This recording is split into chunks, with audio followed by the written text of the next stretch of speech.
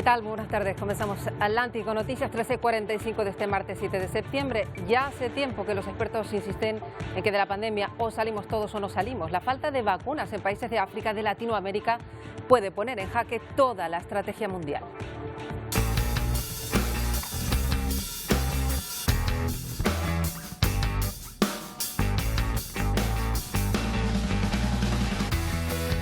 Ante este escenario es clave un pacto firmado ayer en Roma, suscrito por los ministros de Sanidad de los países del G20. Allí se comprometieron a hacer llegar vacunas a los países que más lo necesitan. Ahora la cuestión es saber si lo harán a tiempo.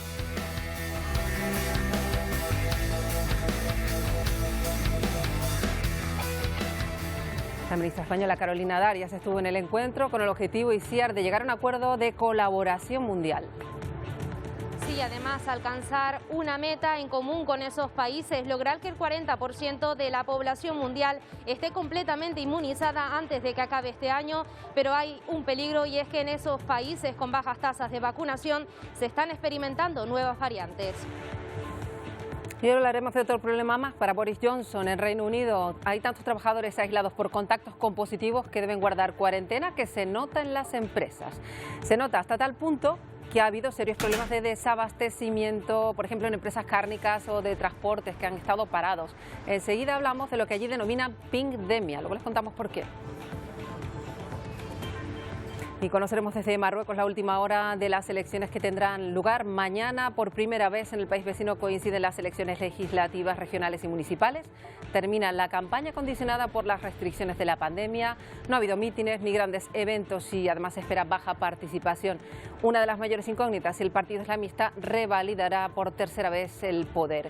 Y el golpe militar en Guinea-Conakry se consolida pese a las muestras de condena internacional. Los líderes golpistas siguen con su intención de crear un gobierno de unidad nacional. Y estamos hoy pendientes de El Salvador, un país que tiene menos de 6,5 millones de habitantes, pero desde hoy es el primero del mundo que adopta el Bitcoin como moneda de curso legal. Es ya esa moneda que coexiste con el dólar americano. Ha provocado esto evidentemente una gran expectación mundial.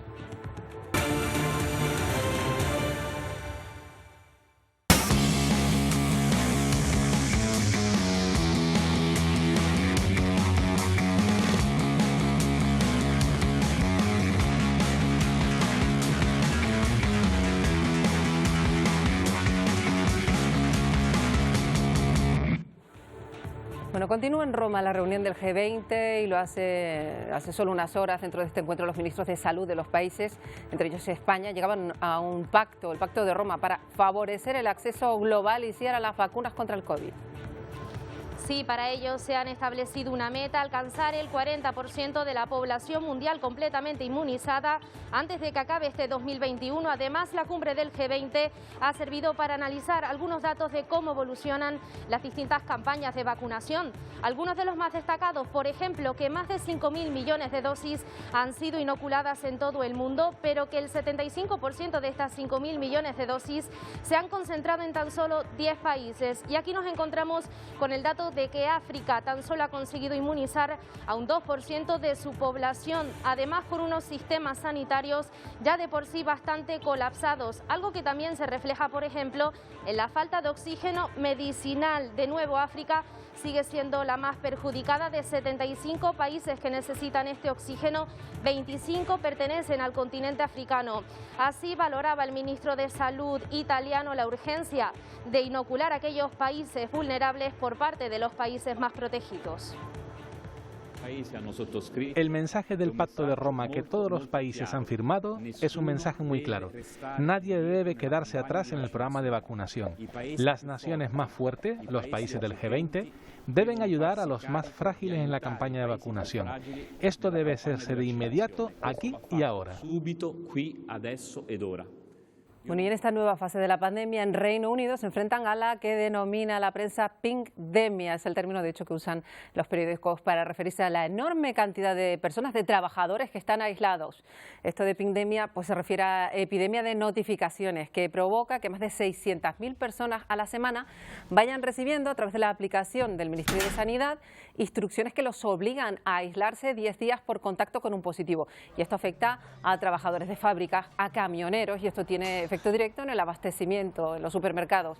Y a esto se suman las dificultades de mercancías que implica el Brexit.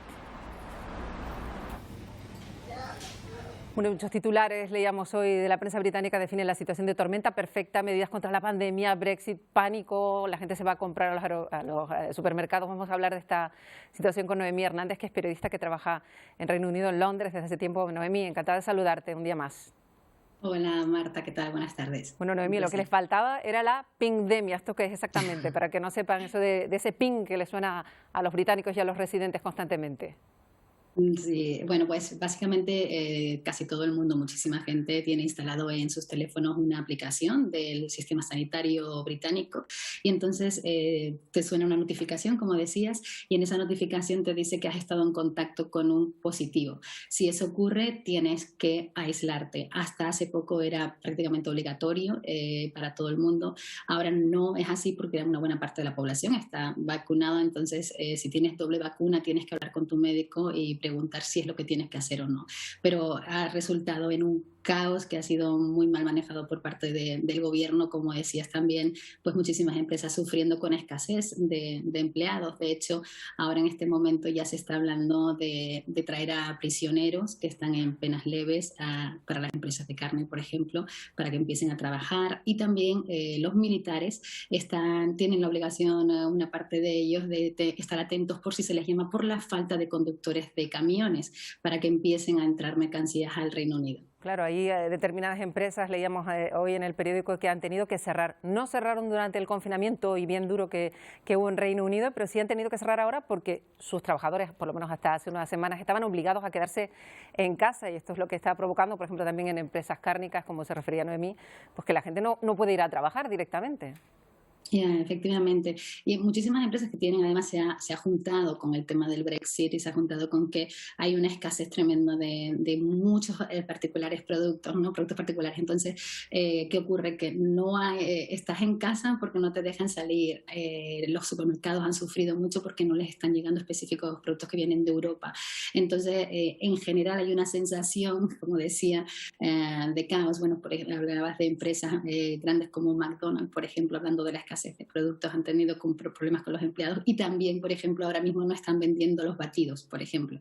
Empresas como Nando's, que también son muy conocidos, han cerrado como 50 tiendas. Una de las cervecerías más importantes del Reino Unido, Wetherspoon, habla de que tiene muchas marcas de cerveza que no están llegando, lo cual es un poco simpático, porque el dueño de esta cervecería es un brexiteer de los duros, de los que quería de verdad Brexit. Así que en todo el país hay una conversación entre cuánto es COVID, cuánto es la pandemia. Efectivamente, esa pandemic que está pues, acosando a las personas que viven en Reino Unido. Es verdad que han decidido pues exonerar a las personas que trabajan, por ejemplo, en sanidad, porque resultaba imposible que todos los sanitarios tuvieran que irse a casa porque, claro, había muchos en contacto directo con un positivo. Además, esto se le suma, Marta, efectivamente, que fíjate, por ejemplo, hay más de 5.000 enfermeros ahora mismo españoles trabajando con el sistema británico. En general, hay como un 5% o 6% de los empleados del sistema sanitario que son europeos. Pero si hablamos de en 2016, era casi un 20% de todos los empleados del Reino Unido. ¿Qué quiere decir? Que lo que ha ido pasando con el Brexit es que hay una escasez ya de por sí bastante grande que está ligada al Brexit de empleados especialistas sanitarios. El 10% de los doctores del sistema sanitario británico son europeos.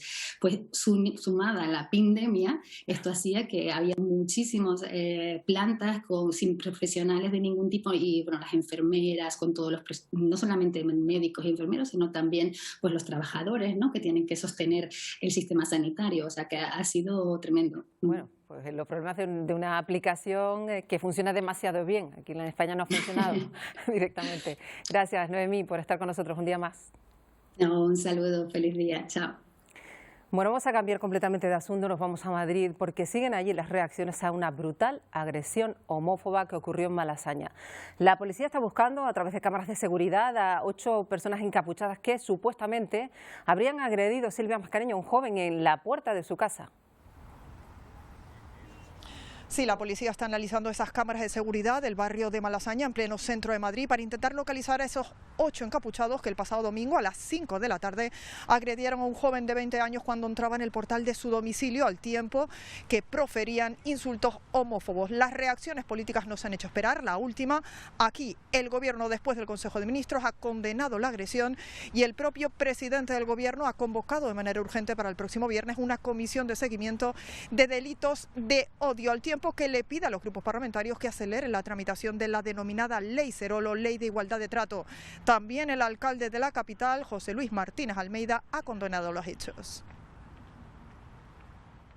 8 encapuchados, no, 8 indeseables, que yo espero desde luego que las fuerzas y cuerpos de seguridad, ya sea Policía Nacional, Guardia Civil o Policía Municipal, caigan lo antes posible sobre ellos y desde luego caiga sobre ellos todo el peso de la ley, porque no pueden manchar desde luego la ciudad de Madrid ni por supuesto cometer este tipo de conductas como las que cometieron. Y por tanto, nosotros desde luego ahí lo primero que decimos es que caiga todo el peso de la ley.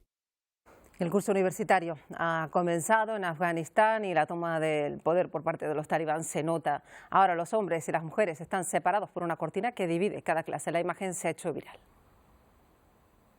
Comienzan las clases en Afganistán y las alumnas han podido volver a estudiar, aunque así, separadas de sus compañeros y con una cortina que divide cada clase. Tienen que llevar hijab y entrar por puertas distintas. Es la forma en que lo tendrán que hacer a partir de ahora. Según los talibán, las mujeres pueden estudiar o trabajar, pero siempre respetando los valores islámicos, aunque esto suponga también violar derechos fundamentales. Por ejemplo, el derecho de manifestarse. Escuchen cómo los insurgentes dispersan protestas en contra de sus órdenes. Son mujeres que se resisten a que su libertad sea erradicada, al igual que las propias resistencias afganas en la provincia de Panjshir. Denuncian que Pakistán colabora dando armamento a las milicias que poco a poco se hacen con el control de la región. ¡Allahu Akbar! ¡Allahu Akbar! Para el presidente norteamericano aún queda un largo camino para reconocer un posible gobierno talibán. La ministra de Defensa de nuestro país, de hecho, advierte del peligro de que el país se convierta en un nido de terrorismo internacional que deje su efecto en zonas como el Sahel. Y precisamente es una amenaza que el Pentágono ya tiene en cuenta. De hecho, a días de conmemorar el aniversario de los atentados del 11S, Biden ordena desclasificar documentos de la investigación de unos ataques donde murieron cerca de 3.000 personas. Y el golpe militar en Guinea-Conakry se consolida. Pese a las muestras de condena de la comunidad internacional, los líderes golpistas continúan con su intención de crear ese gobierno de unidad nacional y en las calles, sin embargo, la vida continúa. La normalidad vuelve a Guinea-Conakry un día después del golpe de Estado que acabó con el gobierno de Alpha Condé. Vemos a la población saliendo a realizar sus actividades cotidianas y diarias. Estamos comenzando de nuevo y no existe pánico tras la situación vivida en las últimas horas, es lo que afirma una asesora económica del presidente depuesto. Pero en esa aparente calma sí comienzan a ser evidentes las primeras consecuencias económicas. El precio del aluminio se dispara alcanzando máximos no vistos en una década. Guinea suministra alrededor del 25% de la bauxita del mundo, una roca compuesta principalmente por minerales de aluminio, convirtiéndose en el segundo mayor productor mundial. Pedimos a las empresas mineras que continúen con sus actividades. Las fronteras marítimas se mantendrán abiertas para la exportación de productos mineros. Tranquilidad es lo que pedía el líder del golpe de Guinea, Mamadi Doumbouya, a la comunidad económica y financiera anunciando el levantamiento del toque de queda en las zonas mineras para que sigan produciendo. Doumbouya asegura que habrá un gobierno de unidad nacional para impulsar la transición, pero sin decir cuándo. Descarta una caza de brujas, aunque por el momento ha prohibido a los funcionarios salir del país. Organizaciones internacionales como las Naciones Unidas, así como algunos gobiernos, ya han condenado el golpe de Estado y han pedido la liberación inmediata del presidente Condé. Marruecos va a celebrar mañana 8 de septiembre las elecciones legislativas regionales y municipales. Por primera vez lo hace además en la misma jornada. Hasta la última hora, en la previa, Marc Ferrà, desde Rabat. Sí, ha sido una campaña electoral con más presencia en las redes sociales que en la calle. Las restricciones por la pandemia han marcado los días previos a estos comicios. Si paseamos por aquí, por el centro de Rabat, podemos encontrar mucha propaganda electoral en los parabrisas de los coches, en el suelo, pero la sensación es que ha sido una campaña electoral descafeinada en la que no se han celebrado ni grandes eventos ni mítines electorales. Mañana, por primera vez, las elecciones se van a celebrar en miércoles y no en viernes, como se había hecho hasta ahora. Otra novedad es que también mañana los marroquíes se van a encontrar con 3 urnas, ya que coinciden las elecciones legislativas para elegir los representantes al Parlamento con las elecciones regionales y municipales. Estas novedades pueden suponer un aumento de la participación que históricamente ha sido baja. En los últimos comicios solo el 43% acudió a las urnas. La gran incógnita de estas elecciones es si el PJD, el partido islamista, va a lograr ganar por tercera vez consecutiva unos comicios. Esta formación lleva gobernando desde el año 2011 y mañana sabremos si estos 10 años de gestión le van a pasar factura o bien si logra revalidar la confianza de la ciudadanía. Otra formación que los analistas apuntan como posible ganador es el Reagrupamiento Nacional de Independientes, un partido formado por grandes empresarios y altos cargos y liderado por uno de los hombres más ricos del país. Bueno, pues son unas elecciones, estas las de Marruecos, mañana, que se observan con mucha atención desde España por las circunstancias recientes desde Canarias, en particular por nuestra cercanía. José María Peredo es catedrático de Comunicación, también de Política Internacional, de la Universidad Europea, nos atiende desde Madrid. Señor Peredo, bienvenido. Hola, muy buenas tardes, encantado. Bueno, decíamos que son unas elecciones importantes para observar desde España y Canarias, aunque se espera para empezar esa abstención de la que nos hablaba nuestro compañero, ¿no? Bueno, es relevante la abstención, tiene mucho que ver efectivamente con el proceso de la pandemia en aquel país. En Marruecos hay que tener en cuenta que los niveles también de vacunación son menores de los que estamos teniendo, por ejemplo, en España y en el entorno europeo. Y sobre todo que ha habido un tercer brote, ¿no?, de la pandemia que ha condicionado de manera importante la campaña. No obstante, la abstención es recurrente en las elecciones en Marruecos, pero hay que señalar también que el proceso, tal y como señalaba la crónica del compañero, es un proceso muy importante porque son elecciones legislativas, regionales y locales y por consiguiente se está poniendo en juego una buena parte del poder en Marruecos que está en manos de los ciudadanos, la parte que está en manos de los ciudadanos. Efectivamente, de esa parte, precisamente de esa situación en Marruecos le queríamos preguntar, ¿qué tipo de democracia hay a día de hoy en Marruecos? Bueno, pues una democracia en creciente proceso de consolidación, eso es lo que habría desde luego que resaltar, y las elecciones pues son una muestra más de ese proceso de avance democrático de Marruecos, que naturalmente pues ha tenido momentos más difíciles, con alguna modificación reciente en el año 2011 como consecuencia de la primavera árabe también y de la reacción que pudo tener en ese momento digamos el Estado y la corona para reducir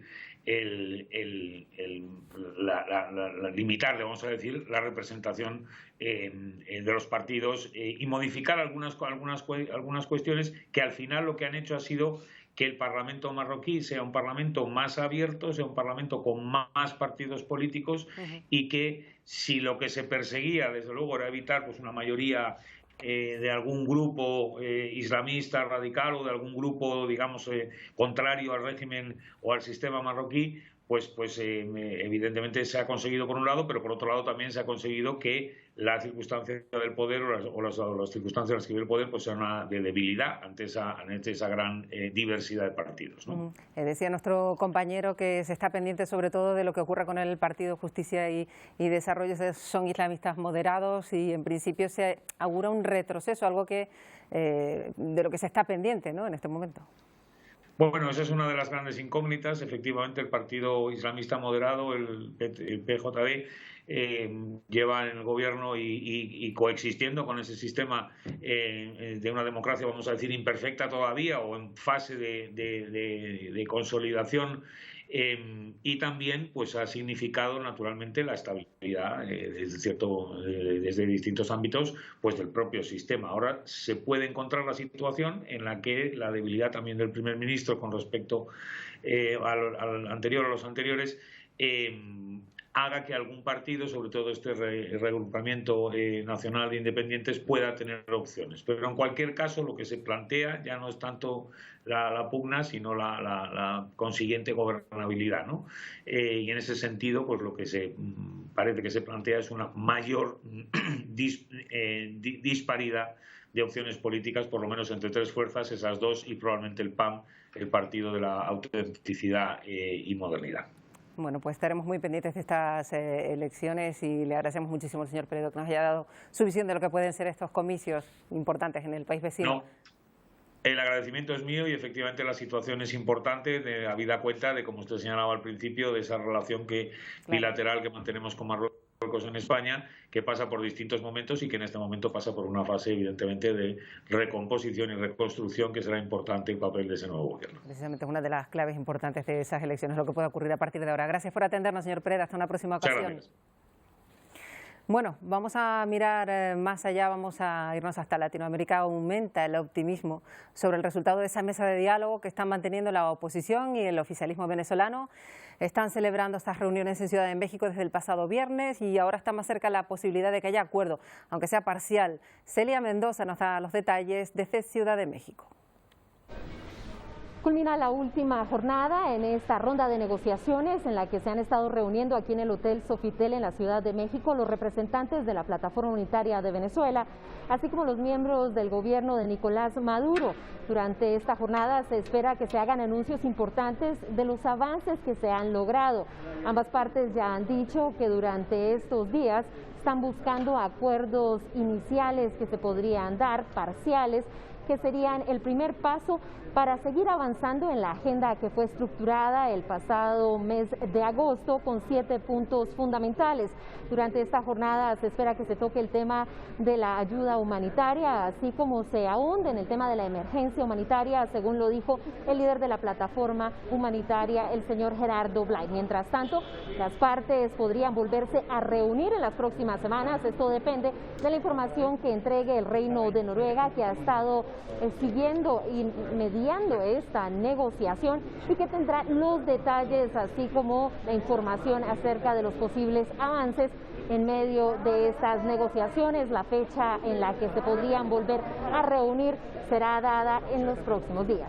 Informó Celia Mendoza de La Voz de América desde la Ciudad de México para la Alianza Informativa Latinoamericana. Entre Venezuela y Colombia se ha abierto un corredor seguro para que los estudiantes de Venezuela que viven cerca de la frontera puedan ir al colegio y también presentarse a las pruebas de acceso a la universidad.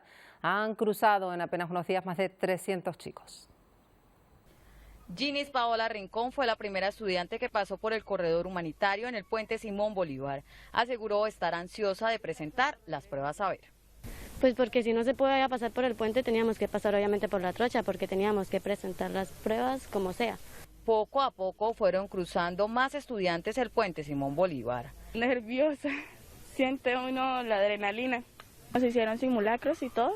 Esta medida da esperanza para que en futuro se pueda abrir permanentemente un corredor escolar en esta zona. No han habilitado el transporte para los estudiantes venezolanos y tampoco el comedor del colegio, tampoco lo han habilitado. Entonces no podemos entrar a estudiar todavía. En las últimas horas las autoridades anunciaron que la frontera se abrirá de forma gradual. Hay gran expectativa por la apertura para peatones y para los transportadores de carga pesada. Bueno, de vuelta aquí, a Canarias, porque las calmas de septiembre están favoreciendo un año más la llegada de pateras. Han llegado varias en las últimas horas a Canarias, a Tenerife, a Fuerteventura, también a Lanzarote, con un total de 202 personas. Más de 100 de estas llegaban, ya les contábamos durante la mañana, a las costas conejeras en 3 embarcaciones. La primera hacia las caletas de Enteguise, 2 mujeres, 37 hombres que dicen llevan 5 días embarcados. Las otras 2 embarcaciones alcanzaron la playa de Cantería en Órsola por sus propios medios y prácticamente a la vez. Allí 4 mujeres y 72 hombres, todos en aparente buen estado de salud y asintomáticos ante la COVID-19. El problema de la migración, que es global, cada vez más gente, por ejemplo, está llegando al norte de México buscando asilo en Estados Unidos. La mayoría sobre la marcha son expulsados a suelo mexicano, argumentando el cierre de la frontera por pandemia. Vicente Calderón nos cuenta esta situación en Tijuana. Defensores de derechos humanos aseguran que el gobierno de López Obrador aceptó de facto el nuevo Quédate en México. Ya lo aceptó. Más allá de eso, permitió el regreso de los detenidos en Texas, de Honduras, Salvador y Guatemala. Y es que antes de que la Corte Suprema ordenara restituir el programa creado por Donald Trump, Estados Unidos ya había reiniciado las expulsiones de extranjeros a México. Hay una situación ahora de emergencia. En el proyecto salesiano, a diario alimentan a unas 800 personas, pero el comedor sirvió para que pasaran la noche familias que cruzaron por Reynosa, Tamaulipas, y que la administración Biden expulsó a Tijuana. Cuando no los recibimos, entonces las familias quedan expuestas a la violencia de la ciudad. La Oficina Municipal de Atención al Migrante estima que alrededor de 7,000 aspirantes de asilo en Estados Unidos están varados aquí en Tijuana. Solamente en los albergues hay 5,000 hospedados ahorita y además algunos hay contagios.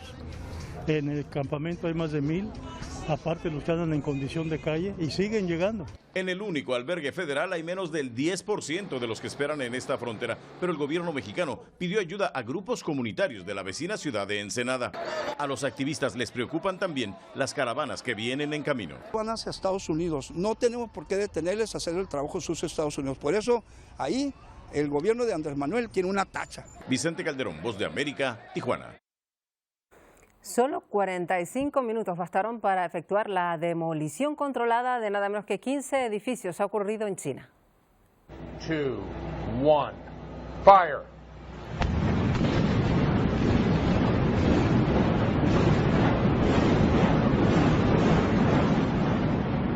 Bueno, la imagen está dando la vuelta al mundo. Se imaginarán 85 puntos de detonación. Fueron necesarios para terminar con estas viviendas que fueron creadas en 2011 y que siempre estuvieron abandonadas, una especie de ciudad fantasma que ahí ven cayendo en esta demolición controlada. Fue necesario desalojar a 5.000 personas que vivían en las zonas de alrededor para garantizar la seguridad.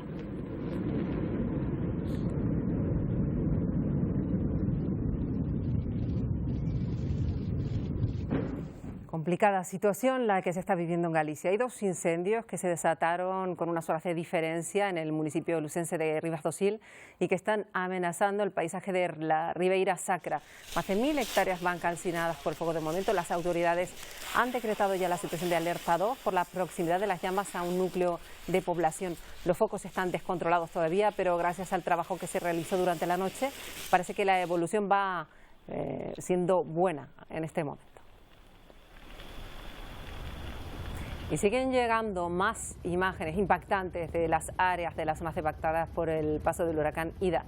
Una semana después aún quedan partes de Luisiana literalmente inundadas, casas, vehículos aún sumergidos. Se desaconseja a la población que vuelvan a casa. De momento en New Jersey, una de las zonas donde sí que se ha podido acceder, se acumula toda esa cantidad de desechos, de escombros, de seres inservibles frente a las casas. La Guardia Nacional de Oklahoma, por ejemplo, se ha desplegado en las zonas más afectadas para ayudar a la población.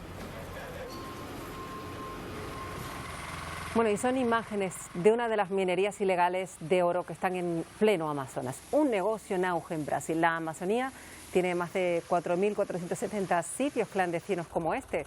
Muchos buscadores de oro ilegales incrementan incluso su actividad tras el anuncio de Bolsonaro de legalizar esta minería salvaje.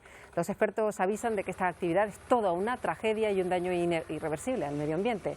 Se talan árboles, se destruyen hábitats y el mercurio que se usa para separar el oro se filtra a los ríos. En los últimos 3 años han sido deforestados 10.000 kilómetros cuadrados de este Amazonas. Pues fíjense que precisamente la Amazonía brasileña, un grupo de jóvenes indígenas se entrena para hacer regatas en canoa. Antes sus ancestros las usaban como medio de transporte, pero ahora las ven como una herramienta para divertirse y conseguir un sueño, llegar a las Olimpiadas. Un sueño dorado. Nuestro destino está ubicado a 60 kilómetros de Manaus, la capital del estado Amazonas. Alrededor de 30 jóvenes participan de las clases de canotaje en el río Cuilleiras. El entrenador Nivaldo Cordeiro dijo que hace todo con un gran placer. Su emoción lo deja claro. La figura de los hermanos de la familia Pontes es Tylon. En un campeonato regional el año pasado, él completó los 200 metros de la disciplina C1 en solamente 5 segundos más que el medallista olímpico Isaquias Queiroz en los Juegos Río 2016. El brasileño, quien fue campeón en Tokio, es una inspiración. Tylon dijo que entrena por la mañana y a la tarde para intentar llegar a los Olímpicos y al Mundial. No es necesario ser un adivino para saber cuál será la reacción de Cordeiro si eso se sucede. Sea cual sea el futuro, todos ya merecen el oro. Bueno, el mundo está pendiente hoy de lo que ocurre en El Salvador. Un pequeño país, tiene poco más de 6,4 millones de habitantes, pero se convierte ya en el primero de todo el mundo que tiene un Bitcoin, el Bitcoin, como moneda de curso legal. Lo estipula una ley aprobada de manera express el pasado junio por un parlamento controlado por el partido del presidente Nayib Bukele. No dio demasiadas explicaciones a los salvadoreños, pero ya está en marcha esa decisión de legalizar la circulación, por así decirlo, de esta moneda junto al dólar estadounidense, pues es ya la divisa oficial. Y esto ha provocado una enorme expectación mundial.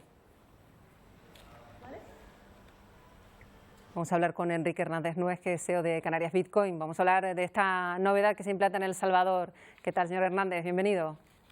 Buenas tardes, Marta, ¿cómo estás? Bueno, imaginemos que expectante ante lo que ocurre en El Salvador, ¿no? Por lo que significa a partir de ahora para esta moneda virtual. Pues la verdad que sí, ha sido un hito, pero no solo a nivel de Estado, no solo a nivel de gobierno, sino también en la historia de la humanidad. Nunca en la historia de la humanidad habíamos visto en una economía tener una moneda totalmente digital, totalmente descentralizada, que no tuviera ningún tipo de contraprestación. El gobierno de Nayib Bukele ha sido muy salvador en adoptar esta criptomoneda, no sin también pues algunos detractores. Efectivamente, porque hay muchos salvadoreños, muchos economistas salvadoreños que están muy preocupados de cómo su país se convierte en esa especie de laboratorio mundial de cibermoneda. ¿Tienen razón para estar preocupados? Bueno, entendemos que Bitcoin es una economía digital en sí misma, tiene su propia moneda, su propia forma de hacer las cosas, sus propios usuarios.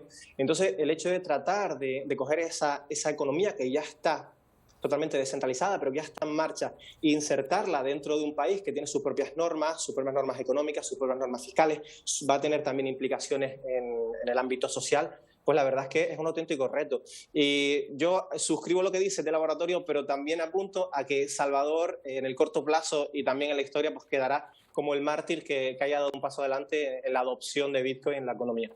Está claro que también hay que tener en cuenta, o por lo pronto lo leíamos y lo contábamos aquí hace unos meses, que todavía es una moneda un tanto volátil. De hecho, tuvo un particular problema el Bitcoin y esto no puede preocupar a las personas que la usan a partir de ahora, no tiene por qué ser así. Bueno, vamos a ver, uno de los alicientes, uno de los atractivos de Bitcoin es eso mismo, eso es lo que nos gusta a muchos inversores, el hecho de que tenga esta volatilidad, ¿no?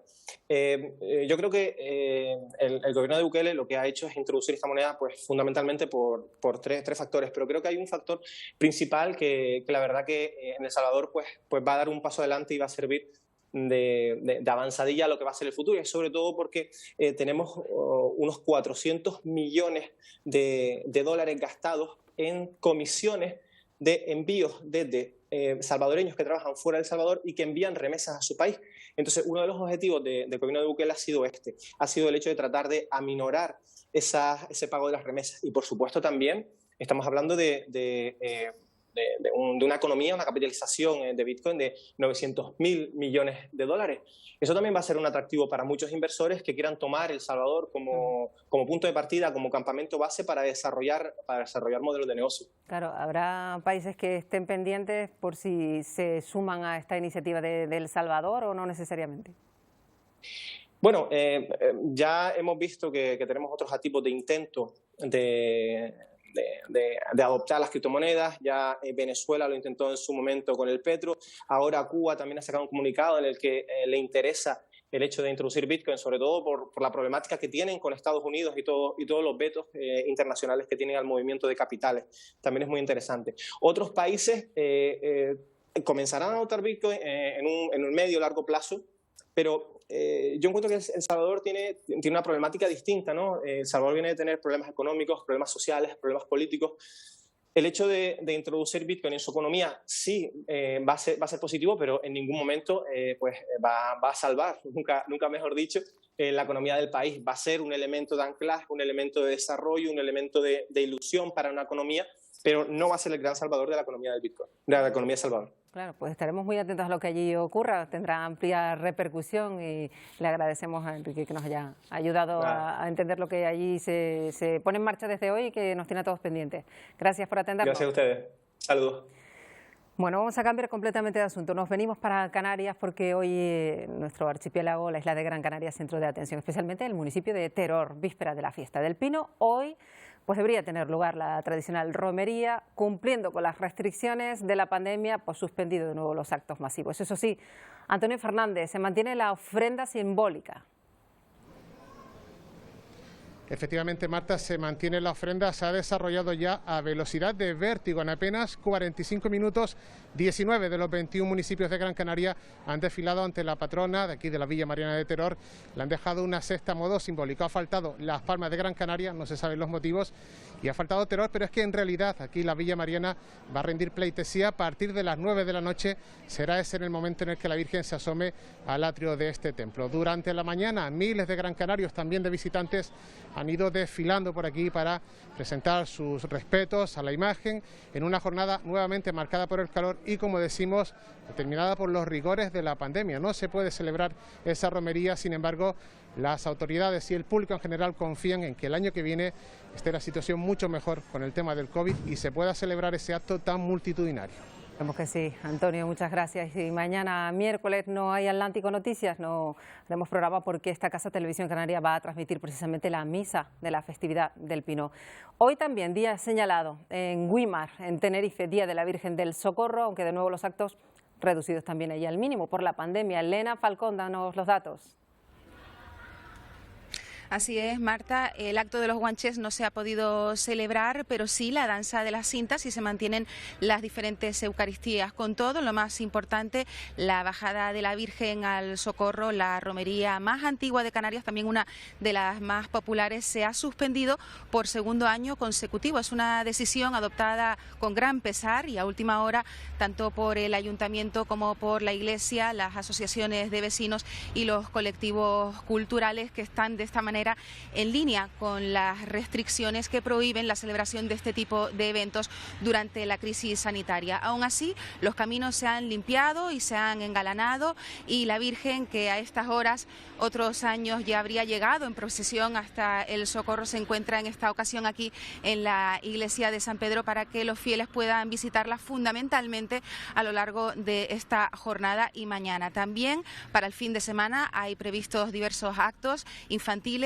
y familiares y el pueblo alberga la esperanza de que el próximo año pueda recuperarse la celebración habitual de la fiesta en su formato tradicional. Bueno, esperemos que así sea. Vamos con otras cuestiones, ya casi terminando, porque les vamos a contar que los restos de un dinosaurio, de un triceratops, el más grande hasta ahora descubiertos, van a ser vendidos a finales de este mes por una casa de subastas de París. Un fósil conocido como Big John, el nombre del propietario de las tierras donde se encontraron estos 200 huesos de este dinosaurio, que ya decimos se pueden vender por 1,5 millones de euros. Si lo quieren comprar, alrededor de 10 compradores de diferentes partes del mundo ya están interesados en esta pieza. Una historia agradable, buena, la que nos llega desde Australia. Un niño autista, tenía solo 3 años, logró sobrevivir tras 4 días perdido en un bosque cercano a su casa, ocurrido en Nueva Gales del Sur. Van a ver el momento en el que la policía lo encuentra, este niño tan pequeñito, desde un helicóptero. Se llama Anthony, en medio del arroyo se encontraba. Pudo caerse accidentalmente pues al intentar beber agua. Al principio se encontraba en buen estado de salud. Estaba a solo medio kilómetro de casa y no fue localizado, y eso que hubo un operativo con cientos de efectivos rastreando la zona. Fue trasladado al hospital y solo sufre apenas unos rasguños.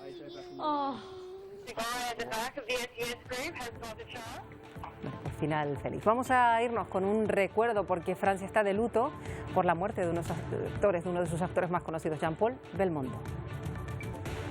Pourtant, mon père était grave, timoré, pénétré du souci de respectabilité.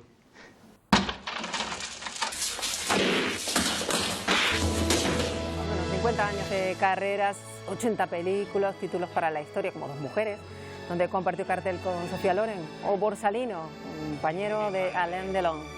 Así que con un recuerdo para Jean-Paul Belmondo nos vamos, ya saben, hasta el jueves. Mañana estamos pendientes de la Virgen del Pino. Ahora en nada, Telenoticias 1.